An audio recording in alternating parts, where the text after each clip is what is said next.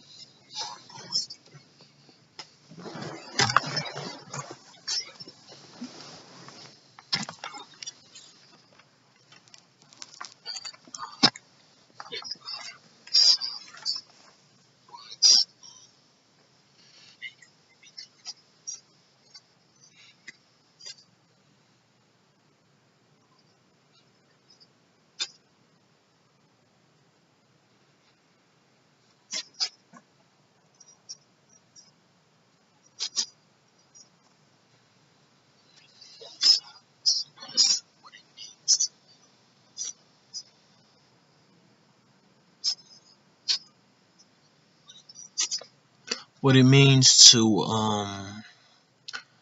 basically play your role. And by playing your role as you are I guess instinctively built to play it, you are making the divide more pronounced and more favorable to both sides, to be honest with you. Because I also forgot to meet on this point that when you are a female and if you were approached with the idea of being a male, you will probably be just as averse to the idea as males would probably, because you already know because of the role that males have already played, what it means in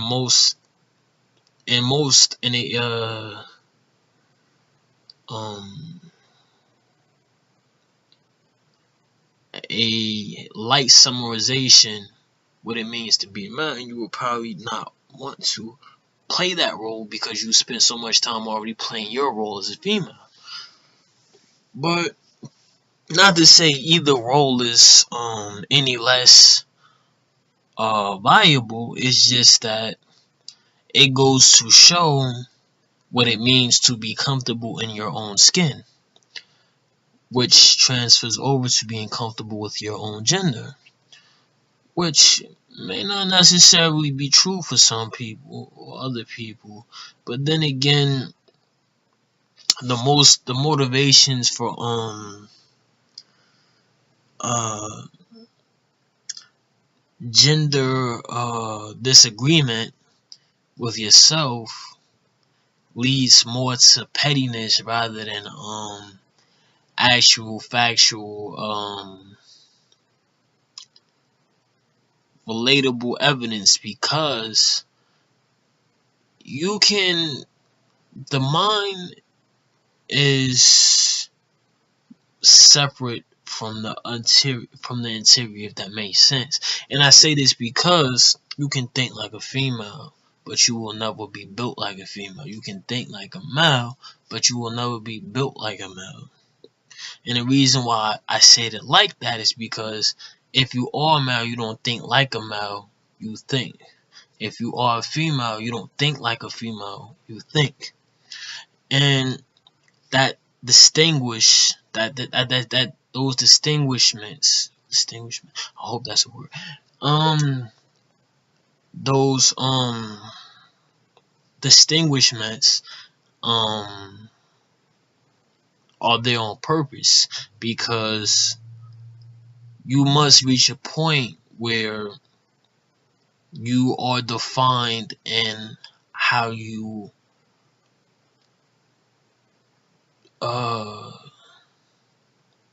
move through the world.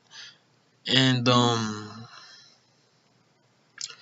this does mean that you are expected to, at some point, be a typical male or a typical female. And this can be hard for some people, because being a typical male, even as a male, can be very frustrating. As being a typical female can probably be very frustrating to females, because when you spend so much time building your own image of your gender, it can be hard to endorse or involve yourself in another person's image of what you are supposed to be like as that gender, especially if they're not that gender. So very finicky stuff, very finicky stuff. But as genders, we are built to attract but prone to disagree, and that is another relation that keeps us together, because females will always hold that regard for themselves, that they are to be treated by the opposite gender in a specific way in terms of behavior. Now, that doesn't necessarily mean be a good boy. That doesn't necessarily mean be a nice person. That doesn't necessarily mean do what you are told by every female you meet. That just simply means, as a female, she's obligated to assume certain things, and you, as a male, are obligated to encourage these certain things. And like I said, that just goes back to how gender obligation can irritate both sides, because at times females are naturally going to expect things, but I can see how it can become annoying to have the same thing repeat over and over again. Like, as a male, I am expected to, naturally want to engage every female I meet. in any way allowable. And that can at times be irritating to females because they are not predisposed to this. But then again, they are. I'll never know how they do it in their gender image, but I'm pretty sure they are also predisposed to engage males in a uh uh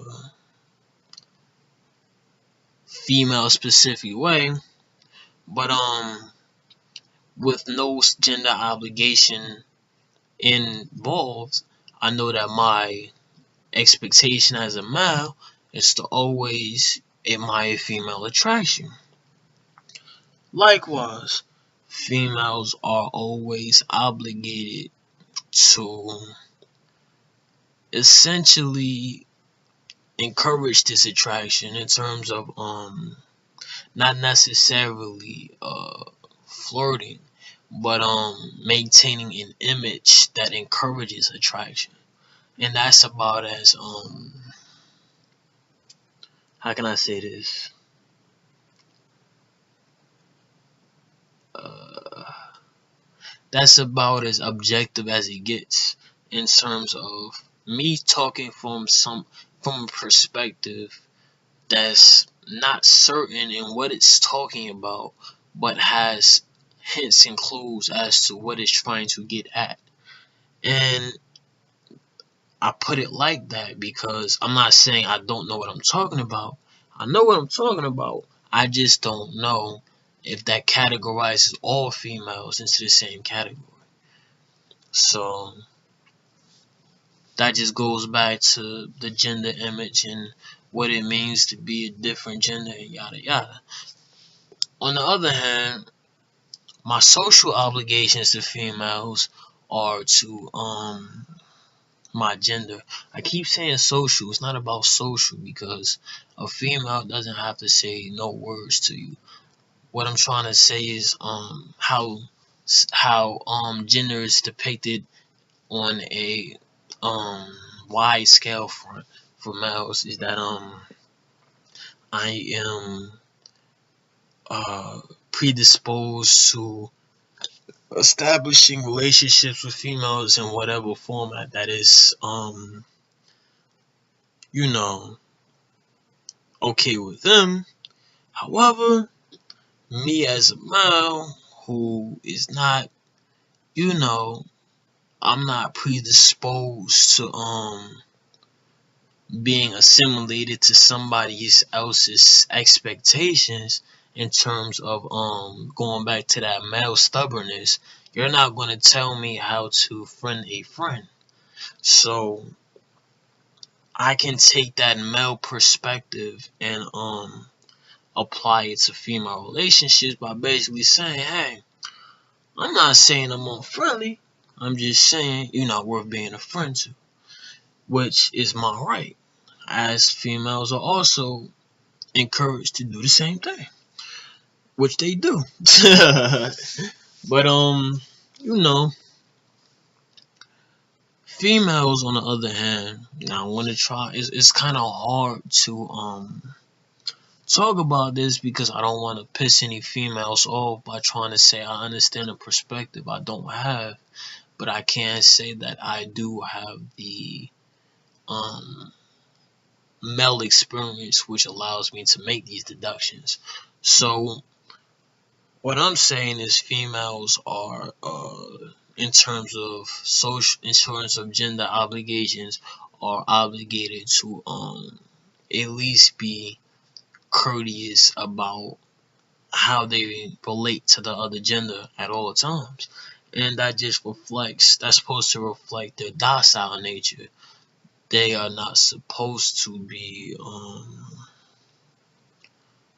outwardly rude or outwardly offensive because that would be like saying I'm trying to be a male. And like I said, the reason why it's dictated like that is because that just goes back to female attraction. You cannot attract people if you have habits and traits which repel people. Rudeness and uh uh uh lack of decorum can definitely make a female change her impression to anybody. So, that just comes with that. In terms of what is a normal what is a normal male to female interaction, I have the freedom to dictate that to any degree that I want. I am not, there is no script, there are no lines, there are no um uh rules, or basically I don't have to approach a female in any specific way. It's just expected that I approach her, that's all. Likewise, a female doesn't have to receive me and automatically incorporate me as a friend. She just has to make a response, which is also pretty easy. It's like people think that common sense is common, but it's really not that common, because when you are when you are exposed to a different reasoning than you are used to, that's when you realize that your common sense wasn't that common. Because if it was common, you would automatically be able to deduce if your sense if you already be able to deduce what's going on, basically. So yeah, that's just a little pro tip about human relations.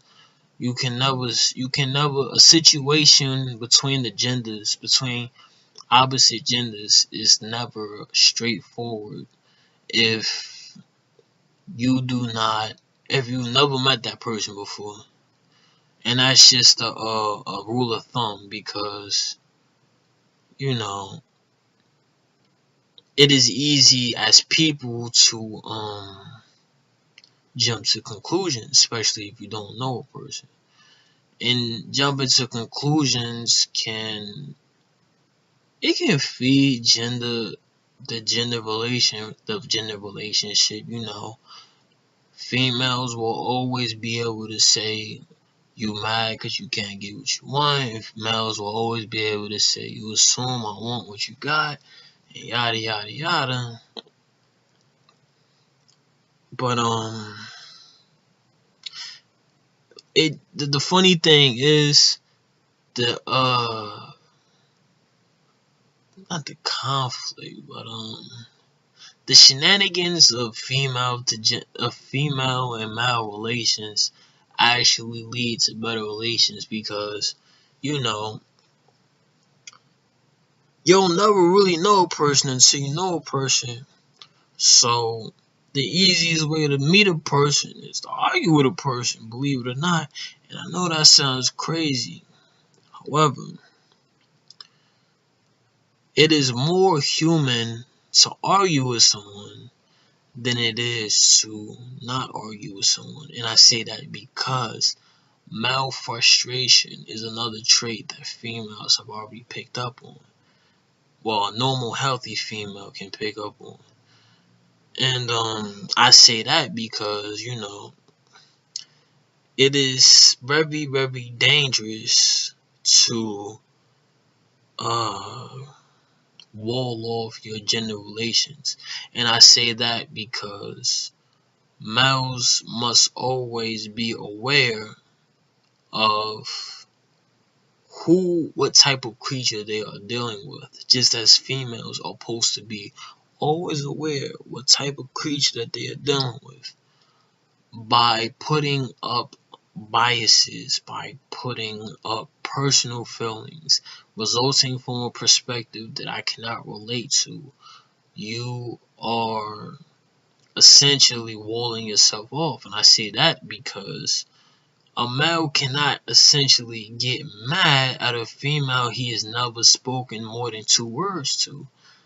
Just as well, a female cannot get mad at a male if they've never spoken 2 words to. And I say that because even with gender obligations, there are still discrepancies in how any male or and how any female can go about their relations. And I say that because just as nobody can tell you what you're going to do for them, you can't tell them what they're going to do for you. And a lot of females don't get that. Because when you live in a gender wall, in a gender castle, it is easily noticed by your reluctancy to consider the opposite gender opinion. It is noticed by how you are also more comfortable dealing with the same gender versus the opposite gender. It is most noticed when you even in simple conversation, how you interpret the opposite gender's intentions, which is, you know, part of gender relations. Your interpretation will never be a 100% correct filter because you were not built like that person. That person spent X amount of years developing themselves as this particular type of male. You developed yourself as being this type of female in X amount of time. And believe it or not, that does give both sides reasonable doubt. And for males, they a smart male is not gonna put too much thought to this process because, you know, gender obligations aside, being a male, you shouldn't really like worry about females you don't know. You should always be concerned about females you do know, because females you do know will always be more troublesome than any female you don't know anyway. And that's just the truth of the fact of the matter. Likewise, females tend to do the opposite. They tend to take advantage of males that they don't know versus males that they do know, and that just goes to show a different method taken in terms of dealing with your own bias. That's another bond between the genders, how we deal with our own bias. A male is tempted to get very emotional at times if his bias puts him in that position to do that. Likewise, a female can get just as emotional, worse, dealing with her own bias if the correct conditions occur. And that is a struggle that all genders will face, because you will always have bias. Like I talked about gender walls, you will even if you knock down 3 walls, you will always have the wall closest to you up, because that's just how it is. Nobody is going to embrace the opposite gender completely and fully with total acceptance, with total unbiased, and say that they can't do no wrong, because if that's the case, you're going to set yourself up to be taken advantage of, which, you know, is a method of gender relationships as well. But I mean, being taken advantage of can only yield itself if you ultimately let people take advantage of you to take advantage of them. So in other words, people who try to plead victim are often the worst people, because the victim mentality on both sides will always be something that the opposite gender will prey on. And to put that into perspective, males who are emotionally susceptible to females will always be preyed on first by females, because females know that those are the males that they can afford to get close to, because they will already have access to the emotions that will allow them to easily separate the relationship. Likewise, males are going to attempt to emotionally expose a female, because if the female does not take that risk, then he cannot say that she is a close female. Like, females who attempt to essentially have relationships, but say that they are unaffected by them, are often the most biased of females, because you are by definition a emotional creature as a male, and it is not plausible to say that you as a female are an uncaring creature, just as it is not plausible for a male to say they are an uncaring creature, because by definition, not caring about something means that their existence is inconsequential. Therefore, not caring can be synonymous to hate. Not even hate, because hate requires a target, and a target requires attention to detail, and attention to detail requires a feeling. So, to not care about something would mean that you don't see people. You essentially navigate your daily life with no person in mind. That would mean that you are essentially in your own world, so to speak. And that is a lie that most people tend to fall into. The idea that they cut people off, so to speak, because in other words, you're basically saying that you don't wish to acknowledge a person, but in order to desire to not acknowledge something, you will need to have something to not acknowledge. You can't just say I acknowledge nothing, because by definition, unless you're talking about something, you just wasted your breath. And if you are talking about something, you just wasted your breath. So, in other words, an uncaring person does not speak. A caring person will always speak about whatever it is they are trying to not care about, which that's just part of the bias.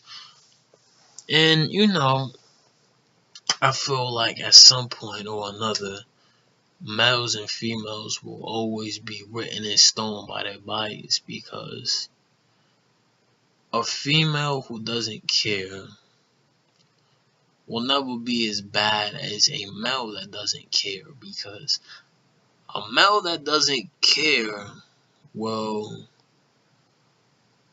not be approachable by a female. And I say that in the sense of they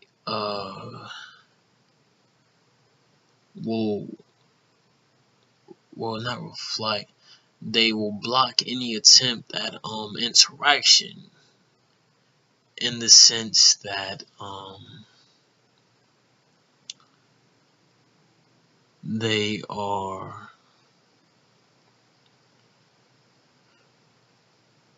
uh, maintaining a gender relationship to nothing. If that makes sense. In terms of females, a female that does not care will maintain that relationship to nothing by, you know, distancing herself. Whereas, females can females can distance themselves, but males have to block females. And I'm not talking about block females as in pretend the person isn't there. I'm talking about block females as in erase, like a computer memory, like erase the existence of that female. And that can be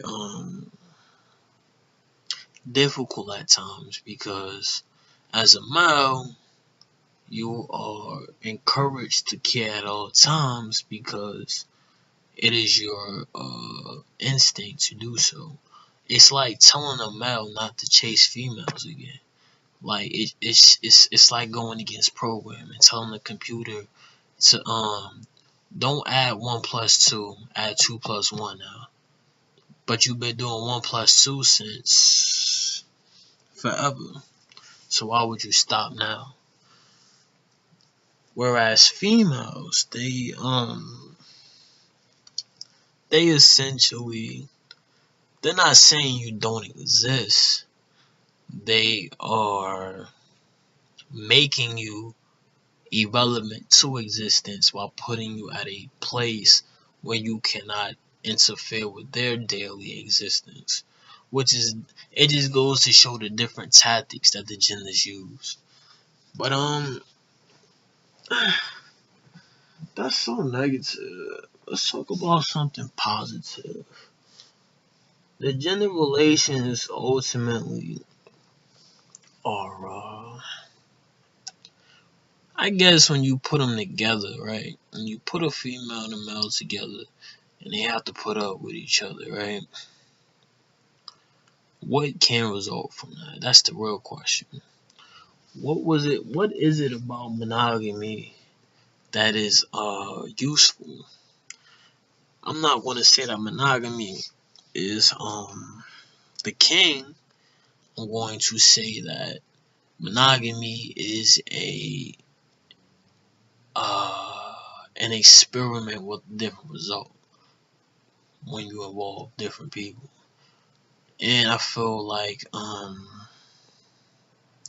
what about not what about it's about trying to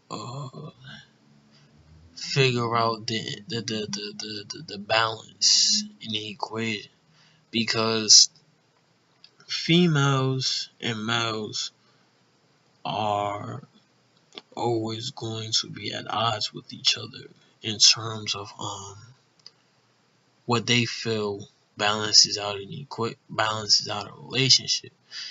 And that can at times push things further and closer, because females are, like I said, they do have male attributes. And I feel like the reason why a lot of relationships run into problems is because males are not often equipped to deal with these male attributes. And I feel like that's even more important than whatever they talk about in divorce rate, because when a female goes from being a predictable female to an unpredictable female, that can be a change equivalent to expecting a child, because once you've taken these solid steps towards a female, it's not always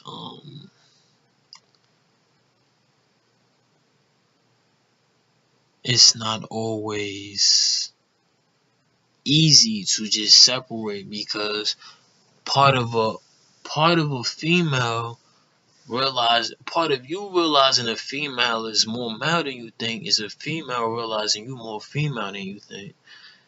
And these changes in perception so late in the game can always be tumultuous, because you know you shouldn't, if you're talking about Karen, like we was just talking about, if we're talking about Karen, then you can't you can't play poker in a relationship where you've already committed the idea that you care. And this is not even talking from a I don't mean to turn this into a Dr. Phil session here. Um just pointing out that perspective makes the difference, because what you see as a female every day will not be the same thing you see when that female is seen in a more personal light. Same thing with a male. When you see a male every day, it's not the same thing you will see in a personal light. And that personal light can get it can be wherever you like, and in at times. I'm not trying to sound like I'm married or I've been married. I'm just telling you, man. This relationship, this gender relation stuff gets really serious, because you're talking about a female who you was betting on to be an easy fix in terms of how you was gonna deal with the new information or whatever you didn't know that you found out. On the other hand, the female wasn't expecting any new information. And that's the funny part, because you would think that what you do on your perspective, females do on theirs, but I feel like part of the easiest way to deal with a female perspective is to deal with your own perspective. Most people don't want to do that. And that's another problem.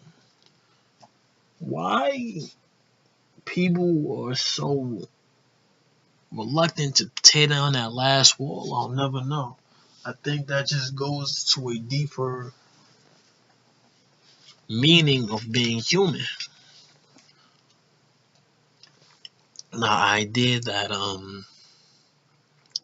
you will never be very receptive to another person essentially gleaning information from you. And that just works on both sides, because the easiest way to make a female see your point is when she's gleaning information from you and then you do it back to her. And at that point, you both of y'all realize that y'all got the same weakness. So that often at times can make or break a situation too, because if y'all both got the same weakness, then who gonna give in first? And if somebody gives in first, we done already negotiations have already broken down from two adults speaking to an adult and a kid, and I can always piss somebody off. But that's enough for today. Didn't mean to put a magnifying glass on the situation. Just getting into how complicated this talk can be. But thank you for listening. Much love to supporters. I know you exist. I believe you exist. There will be evidence you exist. You just gotta exist. And have a good day.